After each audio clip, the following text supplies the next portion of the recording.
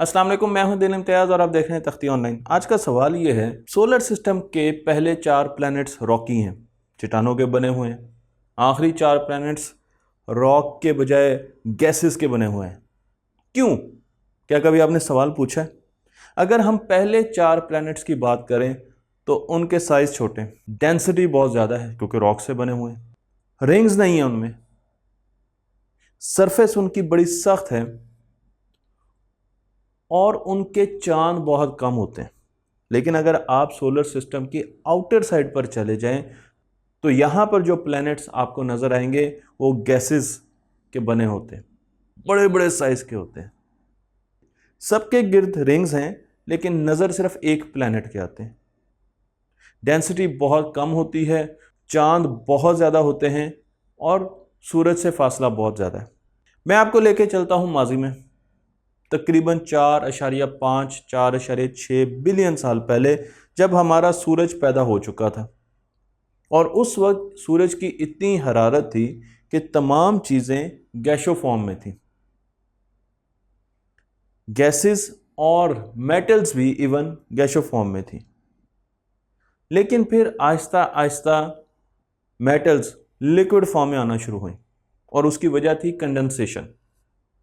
Condensation एक ऐसा process है, सबसे पहले मैं आपको एवेपोरेशन बताता हूं, कि जब भी किसी लिक्विड को आप एक ख़ास टेम्परेचर देते हैं, अमाउंट ऑफ हीट देते हैं, तो वो एवेपोरेट कर देता है, अपनी स्टेट बदल लेता है और गैसो फॉर्म में चला जाता है। लेकिन इसका उल्टा भी हो सकता है। अगर एक गैस को आप ठंडा करें तो एक टेम्परेचर ऐसा आएगा कि वो दोबारा लिक्विड फॉर्म में आ जाएगी, माया फॉर्म में आ जाएगी। बिल्कुल इसी तरीके से ये जो टेम्परेचर होता है ये वेरी करता है। कुछ गैसेस को ज़्यादा टेम्परेचर चाहिए होता है लिक्विड फॉर्म में आने के लिए, कुछ गैसेस को कम टेम्परेचर चाहिए होता है लिक्विड फॉर्म में आने के लिए। मेटल्स बहुत ज़्यादा टेम्परेचर पर भी कंडेंस कर सकती हैं, लेकिन normal gases, hydrogen, methane, water vapours कम टेम्परेचर पर कंडेंस करते हैं। मैं आपको यहाँ पर एक ग्राफ दिखा रहा हूँ, तो आप देख सकते हैं कि जो टेम्परेचर रिक्वायर्ड है कंडेंसेशन के लिए वो मेटल्स का बहुत ज़्यादा होता है। और यही चीज़ की पॉइंट है, क्योंकि जब सूरज बना तो उसके गिर्द टेम्परेचर बहुत ज़्यादा था, लेकिन मेटल्स जो थी, जो कि गैसो फॉर्म में रोटेट कर रही थी सूरज के गिर्द, वो आहिस्ता आहिस्ता कंडेंस होना शुरू हो गई, क्योंकि जैसे हम सूरज से थोड़ा सा आगे जाते हैं टेम्परेचर कम होना शुरू हो जाता है। तो मेटल्स सबसे पहले लिक्विड फॉर्म में और फिर आहिस्ता आहिस्ता वो सॉलिड फॉर्म में आई, छोटी छोटी रॉक्स बनना शुरू हुई, ग्रेन्स बनना शुरू हुए, और उस ग्रेन ने, मैंने आपको जिस तरीके से बताया था कि इलेक्ट्रोस्टैटिक फोर्स की वजह से आपस में चिपकना शुरू हो गए, साथ साथ वो मूव भी कर रहे हैं सूरज के गिर्द। तो हर लेन में कुछ देर के बाद एक क्लम्प बनना शुरू हो गया। जब ये क्लम्प्स आहिस्ता आहिस्ता बड़े हुए, एक पहाड़ी से ज़्यादा बड़े हुए, तो फिर ग्रेविटी ने टेक ओवर कर लिया और क्लम्प्स और तेज़ी से बढ़ना शुरू हो गए और हमारे पास प्लैनेट्स की तश्कील होना शुरू हो गई। रॉकी प्लैनेट्स आ गए, क्योंकि ये सारे के सारे प्लैनेट्स डस्ट और मेटल से बने हुए। गैसेस इस टेम्परेचर पर लिक्विड फॉर्म में नहीं आ सकती थी, तो वो गैसेस की फॉर्म में रहीं, लेकिन मेटल्स और डस्ट ने मिलकर रॉकी प्लैनेट्स को जन्म दिया। अगर इन रॉकी प्लैनेट्स को देखें तो पहले 2 प्लैनेट सूरज के बहुत करीब हैं, इस वजह से उनका टेम्परेचर बहुत ज़्यादा है, मरकरी और वीनस।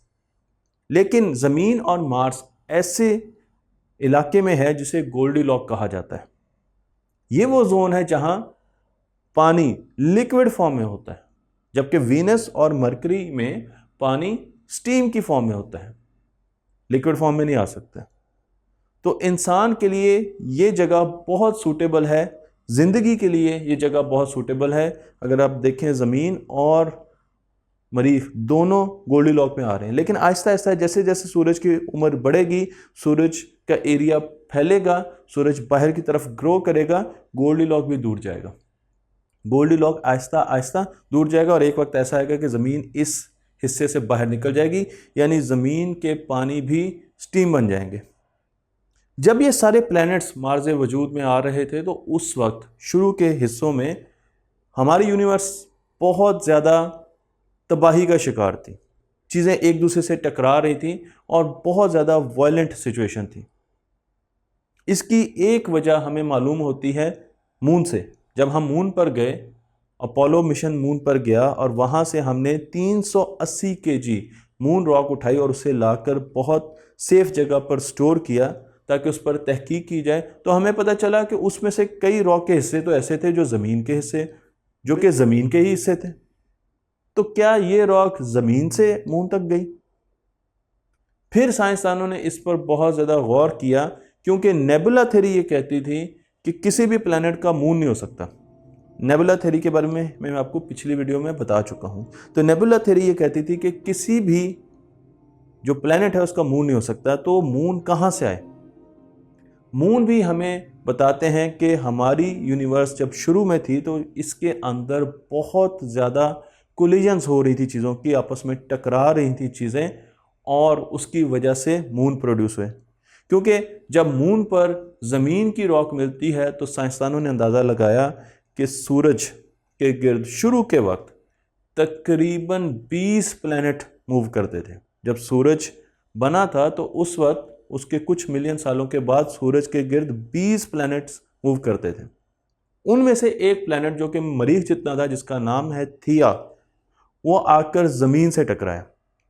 और जब वो ज़मीन से टकराया तो बहुत टूट फूट हुई। रॉक्स आहिस्ता आहिस्ता जो ज़मीन और थिया से निकली थी वो ज़मीन के गिर्द चक्कर लगाना शुरू हो गई और आहिस्ता आहिस्ता क्लम्प करती गई, इकट्ठी होती रही। और आज उन सारी रॉक्स को हम चांद की सूरत में आसमान में देखते हैं। तो हमारा ये ख्याल, साइंसदानों का ये ख्याल कि चांद शुरू से ही एग्जिस्ट करता है, गलत है। चांद सूरज बनने के कुछ अरसे के बाद मार्ज़े वजूद में आया, जबकि दो प्लैनेट्स आपस में टकराए।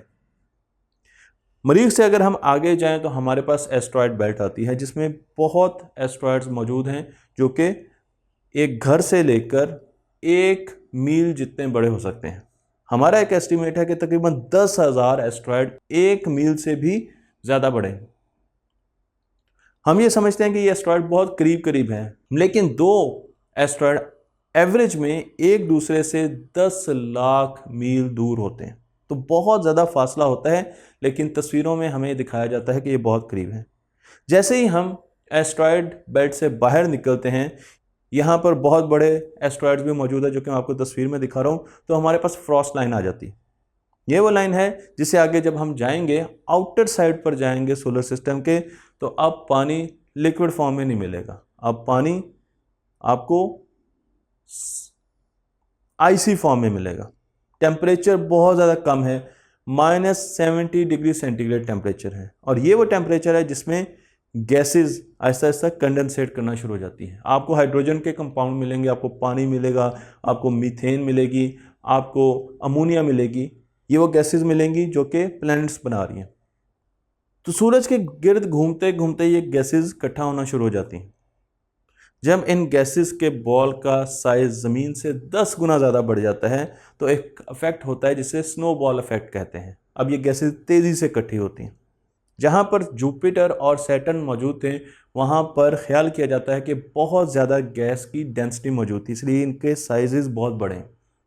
हमारे पास जो बड़े बड़े गैस जायंट्स हैं, जिस तरीके से जुपिटर है, 90% गैसेस से बना हुआ है। इसका हमें फ़ायदा भी बहुत है क्योंकि एक बड़े भाई का रोल अदा करता है ज़मीन के लिए। जब भी ज़मीन की तरफ कोई भी कॉमेट आने की कोशिश करता है, कोई एस्ट्रॉयड आने की कोशिश करता है, या कोई भी स्पेस रॉक आने की कोशिश करता है, तो ये सबसे पहले उसके सामने दीवार बन के खड़ा होता है।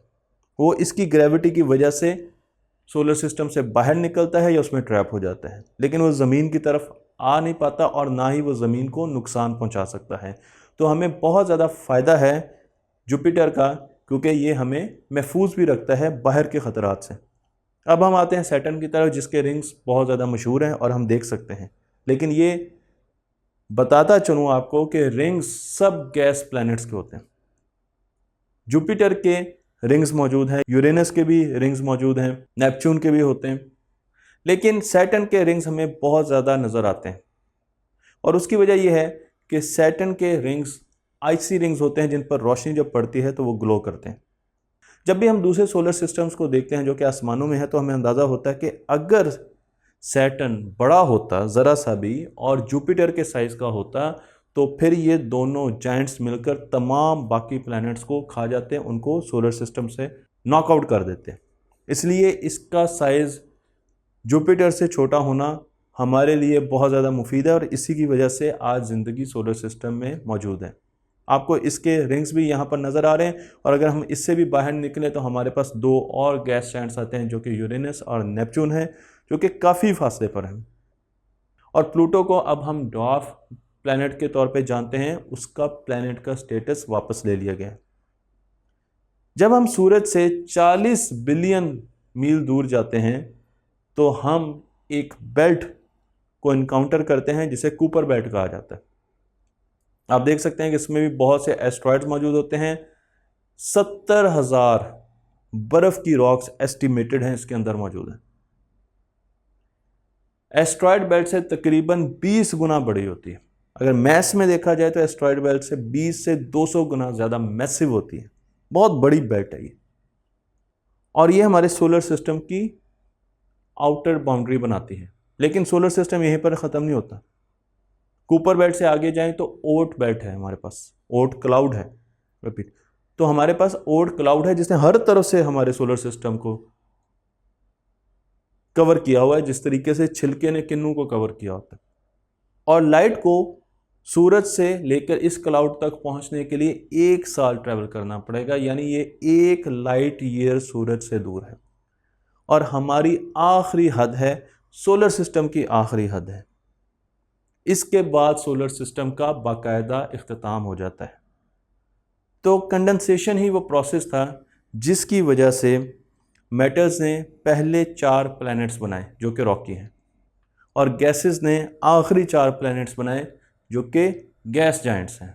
तो मुझे उम्मीद है कि आपको ये वीडियो पसंद आई होगी। तख्ती ऑनलाइन को लाइक कीजिए, शेयर कीजिए और इस इल्म को दूसरों तक पहुंचा दीजिए।